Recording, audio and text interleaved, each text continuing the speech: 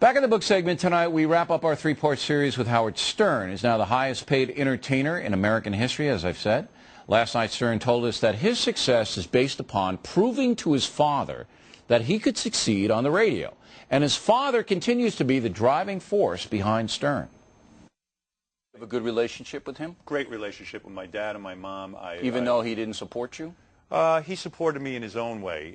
He was one of these guys who would get me piano lessons. He was always trying to. I think he was afraid for me. I think he saw me falling down a path that was never going to come to fruition in a big way. I'd be a ne'er-do-well. A radio guy like me would not make money. I think he was genuinely afraid for me. Conservative man? Some ways. My dad sometimes would vote. If you're talking about politics, he would sometimes vote Republican, sometimes vote Democrat. Traditionalist, though? Yeah, I'd say so, yeah. Very traditional. When I got divorced, it was a hard blow to him, more so than even my mother. Does he have any problem with your material? No. My parents always love humor and mixing it up. This is how we spoke in the house. Not necessarily about sexuality, but they were never uptight about sex. The big bugaboo with me was sex. My mother got me a subscription to Playboy when I was 13. Your mother got Absolutely. it for you when you were 13? Absolutely. She said to me, I said, Mom, I want a subscription to Playboy. And she said to me, it's a human body. That's pretty progressive for Long Island, isn't it? You're not kidding. She said to me, I want you to know something. The women in Playboy are freaks.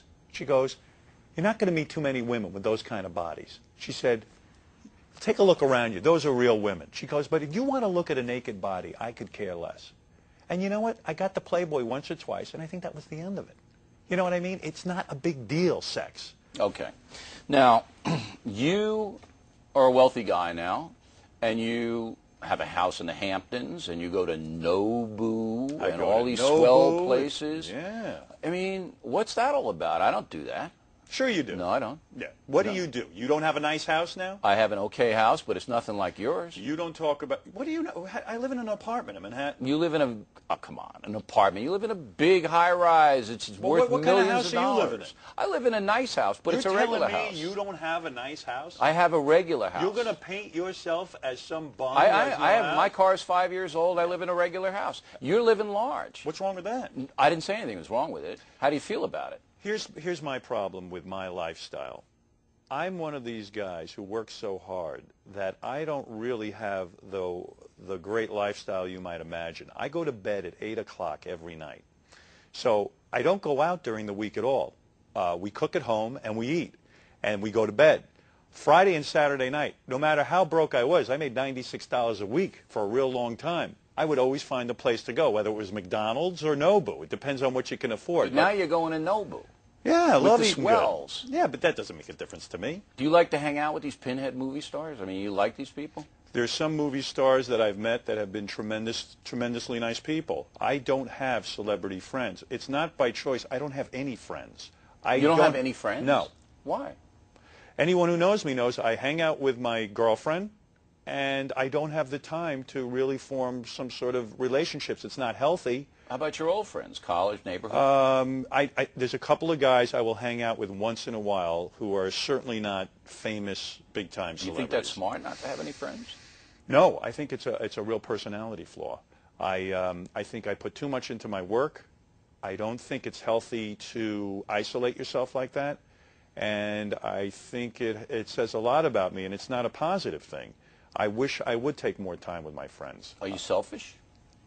I think to a degree I'm selfish, but I also can be very generous. I know I went into therapy. I go 4 times a week. Really? And now it made me a much better dad. You go to therapy 4 times a week Absolutely. now? And really? It made me a better father. I found that where I'm very closed off, and that's how my father was with me, it changed me around a lot. So you go to therapy 4 times a week, and what is your goal there? What do you want specifically to get out from that? To become more connected with people, to be a better father. That's really important to me. Not that I think I've been a horrible father, but I want to be there. How old are your kids now? I've got a 22-year-old, I have a 20-year-old, and I have a 12-year-old. All right. We're just about at the end of this. You're kidding. It's been such a joy. if this serious thing, I mean, you're 51 years old, right? Is that? Yes. I think you're a little older than that. I'm 51. Okay, 51. Right. And you're still telling dirty jokes and lesbians and all Hopefully, that. yeah. Okay. How long you want to do this? Well, I've got a 5-year deal with Sirius, and I'm also developing these 2 channels, which are pretty wild. So the channels could even live on after I somehow go off into the sunset. But is it possible you just chuck it after you're 55 and say, look, I've seen enough lesbians? I might stop the radio in 5 years, but I don't think I'll ever stop being creative.